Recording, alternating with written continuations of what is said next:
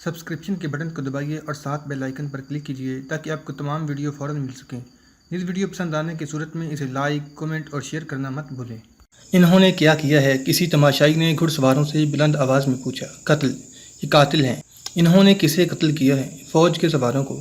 ہم نے اسلام کے غداروں اور ڈاکوؤں کو قتل کیا ہے، عالم نے بڑی ہی بلند آواز سے کہا۔ ہم نے ان لڑکیوں کی عصمت پر حملہ کرنے والے 4 کرامتیوں کو قتل کیا ہے، ایک جوان سال قیدی نے کہا۔ زبانیں بند رکھو، ایک سوار نے گرج کر کہا۔ تم خدا کی آواز کو خاموش نہیں کر سکتے، ایک اور جوان سال قیدی نے نعرہ لگانے کے انداز سے کہا۔ گھڑ سواروں نے انہیں گھسیٹنا شروع کر دیا۔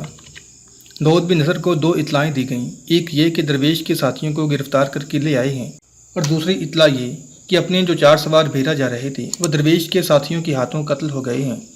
اس کے ساتھ ہی اسے یہ بھی بتایا گیا کہ بھیرا سے 2 ہندو کو پیغام لے کر آئے ہیں۔ داؤد نے سب سے پہلے ہندوؤں کو بلایا۔ ہندوؤں نے دونوں لڑکیاں داؤد کو پیش کیں، پھر چمڑے کی ایک خوشنما تھیلی اس کے قدموں میں خالی کی۔ داؤد کبھی لڑکیوں کو دیکھتا تھا اور کبھی اپنے قدموں میں رکھے ہوئے سونے کے ڈھیر کو۔ لڑکیاں خوبصورت تو تھیں، لیکن ان کے چہرے پر جو تبسم تھا اور ان کا جو انداز تھا اس نے داؤد پر نشہ طاری کر دیا۔ وہ تربیت یافتہ لڑکیاں تھیں، انہیں بتا دیا گیا تھا کہ انہیں کس کے پاس اور کیوں بھیجا جا رہا ہے۔ بوڑھے ہندو نے داؤد کو بتایا کہ وہ فوج میں کماندار تھا۔ اس نے بجیرائے کی شکست کی تفصیل سنائی اور بتایا کہ کس طرح چند ایک فوجی عہدیدار مندروں میں چھپ گئے تھے۔ خزانے پر تو مسلمانوں کا قبضہ ہو گیا تھا، لیکن بہت سی دولت مندروں اور لوگوں کے گھروں میں پہنچا دی گئی تھی۔ سلطان محمود نے یہ حکم جاری کر دیا کہ کوئی مسلمان فوجی کسی ہندو کے گھر میں داخل نہیں ہوگا۔ بوڑھے ہندو نے کہا۔ اس نے یہ اعلان بھی کر دیا کہ ہندو اپنے فوجیوں کی لاشیں اٹھا کر جلا سکتے ہیں اور زخمیوں کو مرہم پٹی کے خیموں تک پہنچا سکتے ہیں۔ بھیرا کے ہندوؤں کو پنڈتوں نے اور ہم نے درپردہ کہا کہ میدان جنگ میں اپنی زخمی اٹھائیں اور مسلمان زخمیوں کو قتل کریں۔ انہوں نے بہت سے مسلمان زخمیوں کو قتل کیا، لیکن مسلمانوں کو پتہ چل گیا اور انہوں نے ہندوؤں کو شہر سے باہر جانے سے روک دیا۔ ہم نے دیکھا کہ ہندوؤں کے گھر مسلمانوں سے واقعی محفوظ ہیں، تو ہم نے جو رقم اور سونا ہاتھ لگا چند ایک گھروں میں چھپا دیا۔ بڑے مندر میں یہ فیصلہ ہوا ہے کہ آپ کو یہ اطلاع دی جائے کہ آپ فوراً بھیرا پر چڑھائی کر دیں، تو آپ نہ صرف بھیرا کو مسلمانوں سے آزاد کرا لیں گے، بلکہ آپ سلطان محمود کو قید اور اس کی فوج کو تباہ کر سکتے ہیں۔ وہ 3000 ہندو جنگی قیدی جو مسلمانوں کی بیگار میں لگے ہوئے ہیں آپ کی مدد کو آ جائیں گے اور محاصرے کی صورت میں شہر میں تباہی برپا کر دیں گے۔ لاہور اور بٹھنڈا میں بھی پیغام بھیج دیے گئے ہیں، وہاں کی فوجیں بھی آ جائیں گی۔ آپ کا کام اور زیادہ آسان ہو جائے گا۔ اگر آپ اپنی ریاست کی خیریت چاہتے ہیں تو آپ کو بھیرا پر فوج کشی کرنی ہوگی، آپ کو بھیرا سے مالی امداد بھی مل جائے گی۔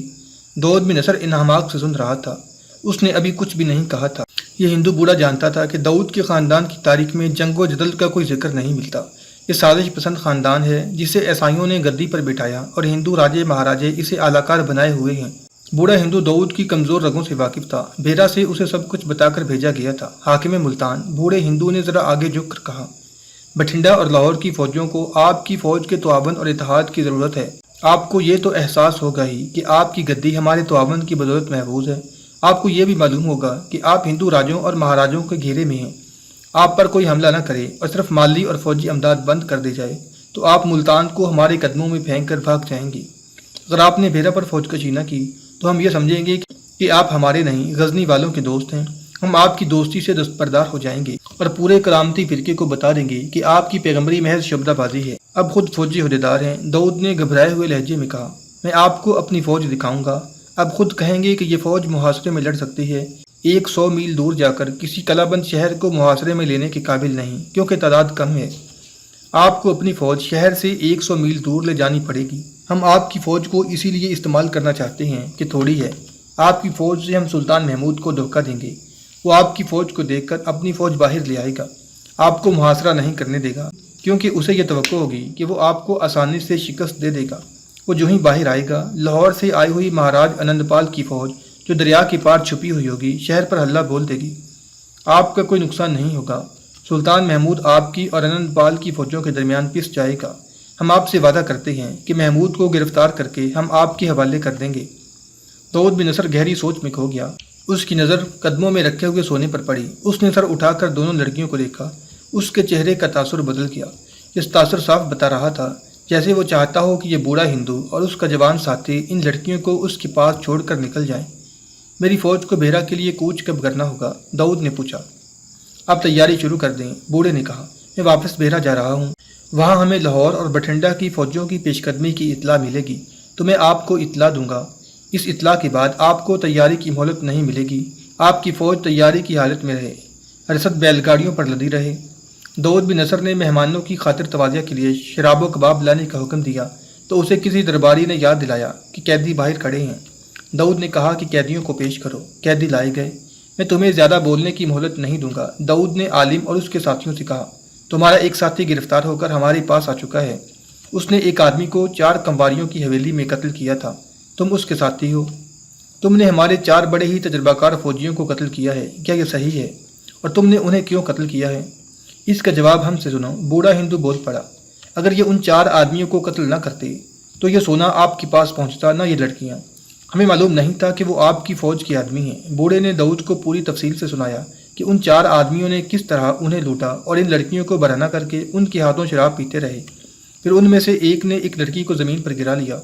اچانک یہ بزرگ اور یہ آدمی اندھیرے میں سے نکلے اور ان 4 کو قتل کر دیا۔ ہمیں ڈر تھا کہ ہم ان 4 سے بچ کر ان 4 وحشیوں کے چنگل میں آ گئے ہیں، بوڑھے نے کہا۔ لیکن انہوں نے لڑکیوں کو کپڑے پہننے کو کہا۔ ہم نے انعام پیش کیا جو انہوں نے لینے سے انکار کر دیا اور ہماری حفاظت کے لیے ہم پر پہرا کھڑا کر دیا۔ آدھی رات کو بہت سے سوار آئے اور انہیں باندھ کر لے آئے۔ داؤد نے قیدیوں کی طرف دیکھا تو عالم نے کہا، ہمیں معلوم نہیں تھا کہ وہ آپ کے سوار ہیں۔ ہم نے انہیں ان کی لڑکیوں کی عزت بچانے کے لیے قتل کیا ہے۔ اور وہ جو قیدی پہلے لایا گیا ہے اس کے ساتھ تمہارا کیا تعلق ہے؟ داؤد بن نصر نے پوچھا۔ ہمیں بتایا گیا ہے کہ تم بحیرہ سلطان محمود کے پاس جا رہے تھے۔ اس کے ساتھ ہمارا کوئی تعلق نہیں، عالم نے جواب دیا۔ ہم بحیرہ ضرور جا رہے تھے لیکن کسی سلطان سے ملنے نہیں بلکہ اپنے کاروبار کے لیے جا رہے تھے۔ ہمیں تو یہ بھی معلوم نہیں کہ سلطان محمود کون ہے اور وہ کہاں ہے۔ انہوں نے ہماری جانیں اور ہماری عزت بچائی ہے، بوڑھے ہندو نے کہا۔ انہوں نے آپ کی امانت کی حفاظت کی ہے۔ انہوں نے ہمارا انعام قبول نہیں کیا تھا۔ ہم آپ سے انہیں یہ انعام دلانا چاہتے ہیں کہ انہیں چھوڑ دیا جائے۔ داؤد بن نصر نے لڑکیوں کی طرف دیکھا تو دونوں نے باری باری کہا، ہاں انہیں چھوڑ دیا جائے۔ اگر یہ ان درندوں کو قتل نہ کرتے تو انہیں رہا کر دو، داؤد نے مسکرا کر حکم دیا۔ عالم اور اس کے ساتھیوں کو چھوڑ دیا گیا۔ 2-3 روز بعد وہی حویلی تھی جس میں عالم اور درویش اور ان کے زمین دوز گروہ کے آدمی رات کو اکٹھے ہوا کرتے تھے۔ رات ابھی گہری ہوئی تھی۔ عالم اس حویلی میں آ چکا تھا۔ اس کے ساتھ جو 3 آدمی گرفتار ہوئے تھے وہ بھی باری باری آ گئے تھے۔ پھر 2 آدمی اور آ گئے۔ ان کا موضوع اور مسئلہ یہ تھا کہ درویش کو کس طرح رہا کرایا جائے۔ کسی کو کوئی صورت نظر نہیں آ رہی تھی۔ قید خانے سے وہ واقف نہیں تھے۔ گزشتہ 2-3 دنوں میں انہوں نے کئی طریقے سوچ لیے تھے۔ قید خانے کی دیوار بھی دیکھی، کمند پھینک کر اوپر چڑھنے اور قید خانے میں داخل ہونے کا بھی ارادہ کیا تھا۔ اس گروہ کے جوان اور نوجوان رکن جانوں کی بازی لگانے کے لیے تیار تھے، لیکن عالم جانیں ضائع کرنے کی حق میں نہیں تھا۔ کہتا تھا کہ پہلے طریقہ سوچو۔ کیا آپ لوگوں کو یہ احساس نہیں کہ ہمارا بزرگ ساتھی جلاد کی تلوار کے نیچے کھڑا ہے؟ ایک نوجوان نے کہا۔ ہم میں سے کسی کی جان بھی چلی گئی تو آپ اسے ضائع ہونا نہ کہیں۔ اگر تم لوگ ناکام ہو گئے تو درویش کو اسی وقت جلاد کے حوالے کر دیا جائے گا۔ ہم جو کچھ کر رہے ہیں اللہ کے نام پر کر رہے ہیں۔ دروازے پر دستک ہوئی، سب اٹھے اور صحن میں چلے گئے تاکہ خطرے کی صورت میں پچھلے دروازے سے نکل جائیں۔ انہیں ہر لمحہ یہ خطرہ نظر آتا تھا کہ درویش اذیتوں سے گھبرا کر سب کی نشاندہی کر دے گا اور اس حویلی پر چھاپا پڑے گا۔ 2 آدمی دروازہ کھولنے گئے۔ دونوں کے ہاتھوں میں خنجر تھے۔ ایک نے دروازے کی زنجیر اتاری اور کواڑ کے پیچھے ہو گیا، دوسرا دوسرے کواڑ کے پیچھے ہو گیا۔ ایک آدمی اندر آیا اور اس نے کواڑ بند کر دیے۔ وہ ان کا اپنا آدمی تھا۔ یہاں کتنے آدمی ہیں؟ اس نے پوچھا۔ 8 ہیں۔ وہ سب اس کمرے میں چلے گئے، باقی سب صحن سے کمرے میں آ گئے۔ فوراً باہر آؤ، آنے والے نے کہا۔ درویش کو 4 فوجی لا رہے ہیں، وہ زنجیروں میں بندھا ہوا ہے، گلیوں اور بازار خالی ہیں، ہم اسے چھڑا سکتے ہیں۔ قید خانے میں درویش سے ایک ہی سوال پوچھا جا رہا تھا کہ اس کے ساتھی کون ہیں اور کہاں کہاں رہتے ہیں۔ درویش نے اپنی ہڈی پسلی ایک کرا لی تھی، کسی کی نشاندہی نہیں کی تھی۔ اس رات یہ فیصلہ کیا گیا کہ اسے اس کے گھر لے جایا جائے اور گھر کی تلاشی لی جائے۔ پھر اس کے گھر کی عورتوں کو دہشت زدہ کر کے پوچھا جائے کہ اس کے تعلقات کس کس کے ساتھ ہیں۔ اس مقصد کے لیے رات کا وقت بہتر سمجھا گیا تھا۔ درویش کا گھر اس حویلی سے بہت آگے تھا جہاں یہ گروہ بیٹھا کرتا تھا۔ ان میں سے 5-6 آدمی ڈنڈے لے کر باہر نکل گئے۔ گلیوں اور بازار سنسان پڑے تھے۔ تھوڑی ہی دور گئے ہوں گے کہ انہیں 4-5 آدمی نظر آئے۔ 5-6 آدمی ادھر ادھر چھپ گئے۔ درویش اور فوجی ان کے قریب سے گزر گئے۔ گروہ کے تمام آدمی اٹھے اور دبے پاؤں فوجیوں کے سروں پر پوری طاقت سے ڈنڈے مارے۔ بے ہوش کرنے کے لیے سر پر ایک ہی ضرب کافی ہوتی ہے۔ ان کے سروں پر 2-2 3-3 ضربیں لگائی گئیں۔ وہ سنبھلے بغیر بے ہوش ہو کر گر پڑے۔ درویش آزاد تھا لیکن زنجیر میں۔ سب اسے ساتھ لے کر اندھیرے میں اندھیری گلیوں میں غائب ہو گئے۔ جس روز عالم رہا ہوا تھا اس نے اسی روز ایک آدمی کو یہ پیغام دے کر بحیرہ روانہ کر دیا تھا کہ ملتان میں بحیرہ پر چڑھائی کی تیاری ہو رہی ہے۔ اور بھیرا سے ملتان پیغام اور تحفے آ رہے ہیں۔ یہ آدمی بھیرا چلا گیا اور سلطان محمود کو پیغام دیا۔ سلطان کے لیے یہ پیغام کوئی نیا نہیں تھا۔ اس کے جاسوسوں نے 2 ہندوؤں کو لاہور کی طرف جاتے ہوئے پکڑا تھا۔ انہوں نے بتا دیا تھا کہ وہ راجہ آنند پال کے لیے پیغام لے کر جا رہے ہیں کہ بھیرا کو محاصرے میں لے لو۔ انہوں نے یہ بھی بتا دیا تھا کہ ایسے ہی پیغام ملتان اور بٹھنڈا میں بھی بھیجے گئے ہیں۔ سلطان محمود نے 2 کارروائیاں کیں۔ ایک یہ کہ بھیرا کے دونوں مندروں کی تلاشی لی۔ دونوں میں بجی رائے کی فوج کے چند ایک عہدیدار پکڑے گئے۔ سلطان نے پنڈتوں کو بھی پکڑ لیا۔ پھر شہر کے تمام ہندوؤں کو باہر میدان میں اکٹھا کر کے دونوں مندروں کے بت اور مورتیاں ان کے سامنے رکھ دیں۔ میں نے تم لوگوں کو یہ دکھانے کے لیے بلایا ہے کہ یہ بت اور تصویریں خدا نہیں۔ سلطان محمود نے گھوڑے پر سوار ہو کر ہجوم سے کہا، اگر ان میں خدائی قوت ہے تو انہیں کہو کہ اپنے آپ کو بچائیں۔ ان کا انجام دیکھو اور اس خدا کی عبادت کرو جس نے ہم سب کو پیدا کیا ہے اور جس کے ہاتھ میں ہماری زندگی اور ہماری موت ہے۔ سلطان محمود کے حکم پر بت توڑ دیے گئے اور مورتیوں کو آگ لگا دی گئی۔ سلطان محمود نے بھیرا فتح کرتے ہی تیز رفتار قاصد پشاور کو اس حکم کے ساتھ دوڑا دیے تھے کہ جس قدر کمک ہو سکے بھیج دو، رسد کی ضرورت نہیں۔ سلطان اب ہر روز کمک کا انتظار کرتا تھا۔ وہ گھوڑوں اور اونٹوں کا زمانہ تھا۔ فاصلے طے کرتے دن اور راتیں گزر جاتی تھیں۔ دریاؤں میں سے گزرنا پڑتا تھا۔ کمک کو جس علاقے سے گزر کر آنا تھا وہ دشمن کا علاقہ تھا۔ راستے میں دشمن سے تصادم کا خطرہ تھا۔ سلطان محمود نے یہ پیغام بھی دیا تھا کہ دشمن سے بچنے کی کوشش کی جائے۔ جو گائیڈ قاصد کے ساتھ بھیجے گئے تھے انہیں کہا گیا تھا کہ وہ کمک کو عام راستوں سے دور ہٹا کر لائیں۔ سلطان کی فوجی طاقت آدھی رہ گئی تھی۔ اسے جانوروں کی ضرورت نہیں تھی۔ راجہ بجی رائے کی فوج کے گھوڑے، اونٹ، ہاتھی اور بیل خاصی تعداد میں موجود تھے۔ ضرورت گھڑ سواروں کی تھی۔ بھیرا سے تھوڑے سے مسلمان مل گئے تھے جو گھڑ سواری اور تیغ زنی کی سوجھ بوجھ رکھتے تھے، مگر دشواری یہ تھی کہ ہندوستان میں مسلمان تھوڑے تھے اور یہ ہندوؤں کی رعایا تھی۔ ان پر نظر رکھی جاتی تھی کہ یہ تیغ زنی اور تیر اندازی کو اپنا شغل نہ بنائیں۔ مسلمانوں کو فوج میں بھی کم ہی لیا جاتا تھا۔ ہندو راجے مہاراجے اور پنڈت ان کی عسکری روح مار رہے تھے۔ مسلمانوں کی یہ کیفیت سلطان محمود کے لیے دشواری پیدا کر رہی تھی۔ وہ یہاں سے فوج کی کمی پوری نہیں کر سکتا تھا۔ بھیرا میں سلطان محمود کی حالت ایسی تھی جیسے ایک شیر زخموں سے چور شکاریوں کے نرغے میں آیا ہوا ہو اور شیر ان سب کو چیر پھاڑ دینے کو بےتاب ہو۔ سلطان اپنے مستقر سے بہت دور تھا اور دشمن کے نرغے میں بیٹھا تھا۔ صورت ایسی پیدا ہو گئی تھی جس میں نہ صرف اس کی فوج کی تباہی یقینی تھی بلکہ اس کی اپنی جان بھی بچتی نظر نہیں آ رہی تھی۔ اس کے سالاروں پر ایسی سنجیدگی طاری تھی جو تذبذب کی صورت بھی اختیار کر جاتی تھی۔ میں جوا نہیں کھیل رہا، سلطان محمود نے ایک روز اپنے سالاروں اور ان کے نائبوں کو بلا کر کہا، مجھے اچھی طرح احساس ہے کہ ہمیں کیسی کیفیت اور کتنی خطرناک صورتحال کا سامنا ہے، مگر ہم بھاگیں گے نہیں، خدا ہمارے ساتھ ہے۔ بہت سے زخمی لڑنے کے قابل ہو گئے ہیں، کمک آ جائے گی۔ ہمیں ملتان پر فوج کشی کرنی ہے۔ جاسوسوں کی اطلاعیں تمہارے سامنے ہیں۔ ملتان کی فوج کو لڑنے کا تجربہ نہیں۔ اگر ہم نے وقت ضائع کیا تو ملتان کی فوج ہمیں محاصرے میں لے لے گی اور آنند پال اور دوسرے چھوٹے چھوٹے راجاؤں کی فوجیں بھی آ جائیں گی۔ اگر ہم نے ملتان پر قبضہ کر لیا تو وہاں کی فوج ہمارے کام آ سکتی ہے، وہ آخر مسلمان ہیں۔ سلطان محمود نے ایک حکم یہ دیا کہ تمام جنگی قیدیوں کو اس طرح بیڑیاں ڈال دی جائیں کہ وہ کام کر سکیں لیکن پورا قدم نہ اٹھا سکیں، تاکہ وہ جنگ کی صورت میں آہستہ آہستہ چلنے کے قابل رہیں، تیز نہ چل سکیں۔ جس وقت سلطان محمود کمک کا انتظار کر رہا تھا اس وقت بیرا کی مسجد جو ویران پڑی تھی اور چھوٹی مسجد جو کھنڈر بن چکی تھی صاف کر دی گئی تھی۔ سلطان محمود نے مسلمانوں سے کہا تھا کہ وہ مسجدوں میں اور عورتیں گھروں میں قرآن ختم کریں اور ہر کوئی نفل پڑھتا رہے۔ انہی دنوں لاہور میں مہاراجہ آنند پال کے راج دربار اور راج محل میں زلزلے جیسے جھٹکے محسوس کیے جا رہے تھے۔ پشاور کے راستے میں آنند پال نے سلطان محمود کی فوج کو روکنے کی کوشش کی اور وہ منہ کی کھا کر بھاگ گیا تھا۔ مسلمان سواروں نے اس کا تعاقب کیا تھا، اسے ماہی گیروں نے دریا پار کرایا تھا۔ مورخ لکھتے ہیں کہ وہ لاہور جانے کی بجائے کشمیر چلا گیا۔ وجہ بیان نہیں کی گئی کہ وہ کشمیر کیوں چلا گیا تھا۔ شاید اسے ڈر تھا کہ مسلمان لاہور تک اس کا تعاقب کریں گے اور اس کی فوج تتر بتر ہو گئی تھی۔ لاہور میں اس کا نوجوان بیٹا سکھپال تھا۔ وہاں جو فوج تھی اس کی کمان سکھپال کے ہاتھ میں تھی۔ یہ فوج تازہ دم تھی لیکن اس کا لڑنے کا جذبہ یوں گرتا جا رہا تھا کہ اٹک کے قریب سلطان محمود سے شکست کھا کر آنند پال تو غائب ہو گیا تھا اور اس کی فوج کے سوار اور پیادے بڑی بری حالت میں اکیلے اکیلے اور چھوٹی چھوٹی ٹولیوں میں لاہور پہنچ رہے تھے۔ شکست میں اپنے آپ کو بے قصور ثابت کرنے کے لیے وہ سلطان محمود کی فوج کے متعلق دہشت انگیز خبریں سناتے تھے۔ ان کی مبالغہ آمیز باتوں سے یہ تاثر ملتا تھا کہ غزنی کی فوج میں انسان نہیں، جن اور بھوت ہیں۔ اس مبالغہ آرائی سے لاہور کی تازہ دم فوج کا حوصلہ پست ہو رہا تھا۔ آنند پال کا بیٹا سکھپال اور اس نوجوان کی ماں پریم دیوی اس صورتحال سے پریشان ہو رہی تھیں۔ ماں بیٹا آنند پال کا انتظار کر رہے تھے لیکن اس کی کوئی مصدقہ اطلاع نہیں مل رہی تھی۔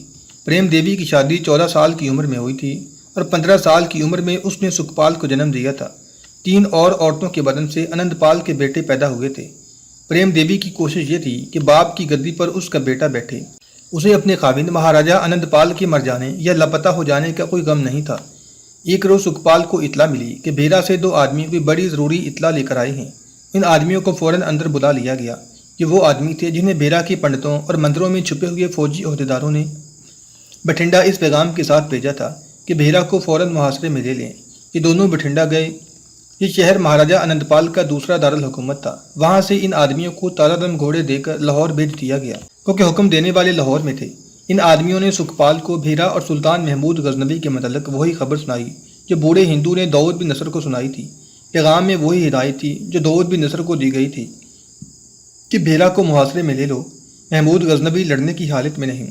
सुखपाल ने यह खबर अपनी माँ को सुनाई तो माँ ने उसी वक्त अपनी फ़ौज के कमांडर को बुलाया, जिसे सेनापति कहा करते थे। इसका नाम राजगोपाल था। उसने भेरा पर फौजकशी से इनकार कर दिया और वजह यह बयान की कि मुसलमानों की जिस फौज ने रास्ते में महाराज आनंदपाल को शिकस्त दी और अपनी कमी पूरी किए बगैर भेरा तक पहुंची और राजा बजीराई की फौज को शिकस्त दी है, इस फौज को शिकस्त देने के लिए हमारे पास इससे 3 गुना फौज होनी चाहिए। हमारी आधी से ज़्यादा फौज जो महाराज के साथ थी बेकार हो चुकी है। यहाँ जो दस्ते हैं वो भी अच्छी जहनी हालत में नहीं। भेरा तक हमें 2 दरिया अबूर करने होंगे। राजा गोपाल ने यह भी कहा कि महाराज को वापस आ लेने दें, सुखपाल अभी बच्चा है। मैं इस मौका से पूरा फ़ायदा उठाना चाहती हूँ, रानी प्रेम देवी ने कहा। भेरा में मुसलमानों की फौजी ताकत इतनी थोड़ी है कि वो हमारा हल्ला बर्दाश्त नहीं कर सकेंगी। अगर ये फतह मेरे बेटे के नाम लिख दी गई तो ये बाप की गद्दी का हकदार हो जाएगा, और अगर शिकस्त हुई तो ये मेरे खाते में लिखी जाएगी, क्योंकि फ़ौज की कमान मेरे हाथ में होगी। राजगोपाल ने कहा, सुखपाल साथ तो होगा लेकिन दूर पीछे या वस्त में होगा, जहाँ उसकी हिफाजत का पूरा इंतज़ाम होगा। राजगोपाल प्रेम देवी ने कहा, अगर हमसे पहले मुल्तान के दाऊद ने भेरा ले लिया तो उसका नतीजा जानते हो क्या होगा। दाऊद आखिर मुसलमान है, वो सुल्तान महमूद के साथ साजबाज करके भेरा को खालिस मुसलमान रियासत बना सकता है। इस तरह गजनी वालों को यहाँ 2 मुस्तकिल अड्डे मिल जाएंगे। मैं सोच भी नहीं सकता कि दाऊद फौजकशी की जुर्रत करेगा, राजगोपाल ने कहा। औरत, शराब और ज़रो जवाहरात में डूबा हुआ मुसलमान जिसे ये भी याद नहीं रहा कि उसका मज़हब क्या है, जंगजू नहीं हो सकता। गजनी की फ़ौज ईमान की ताकत से लड़ती है, जिसे हम धर्म कहते हैं। दाऊद अपना ईमान हमारे हाथ फरोख्त कर चुका है। प्रेम देवी राजगोपाल को दूसरे कमरे में ले गई। उसकी उम्र उस वक्त 35 साल के करीब थी, लेकिन चेहरे के हुस्न और जिस्म की जाज़बियत से 25 साल की लगती थी। उसने राजगोपाल की आंखों में आंखें डालकर कहा, राजगोपाल भूल गए हो कि सुखपाल तुम्हारा अपना बेटा है, और लोग आनंदपाल को इसलिए सुखपाल का बाप कहते हैं कि वो मेरा खावंद है। मैंने महाराज की बीवी होते हुए तुम्हें अपना खावंद बनाए रखा। महाराज तुम्हें भी अपने साथ पेशावर की उस लड़ाई में ले जाना चाहते थे जिसमें वो शिकस्त खाकर भागे हैं। ये मैं थी जिसने उन्हें ये कहकर तुम्हें लाहौर में रुकवा लिया कि यहाँ तजर्बाकार सेनापति की ज़रूरत है। अपने बेटे को राज का वारिस बना दो। मैं चाहती हूँ कि मेरा और तुम्हारा बेटा महमूद गजनबी को कैदी बनाकर लाहौर लाए। तुम्हें मेरी मोहब्बत की कसम। सुल्तान महमूद को मालूम था कि पेशावर से कुमक इतनी जल्दी नहीं पहुँचेगी, फिर भी वो बेताब होकर शहर की दीवार पर चढ़ जाता और उसकी निगाहें शमाल मगरब के उफक पर घूमने लगती थी। कहीं बगोला उठा तो उसकी गर्द को देखकर सुल्तान महमूद का चेहरा दमकने लगता कि कुमक की गर्द है। मुल्तान का दाऊद बिन नसर भेरा से तोहफे में आई हुई दोनों लड़कियों में मगन था।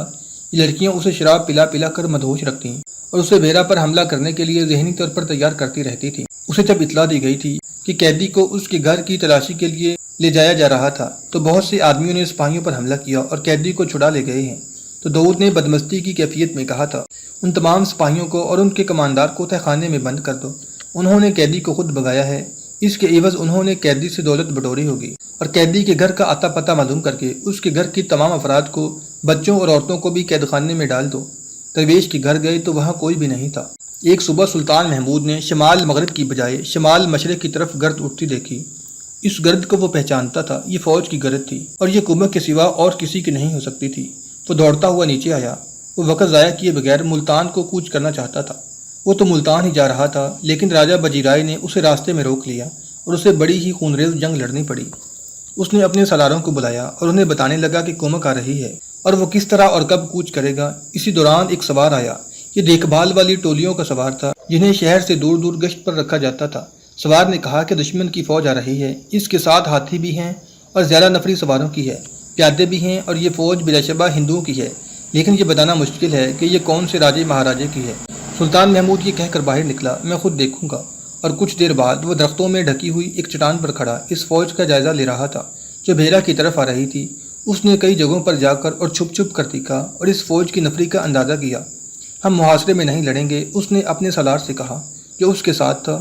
دشمن کی فوج کو دیکھتے ہوئے بولا، ہم نے دشمن کو محاصرے کی مہلت دے دی تو ملتان سے بھی فوج آ کر محاصرہ مضبوط اور طویل کر سکتی ہے۔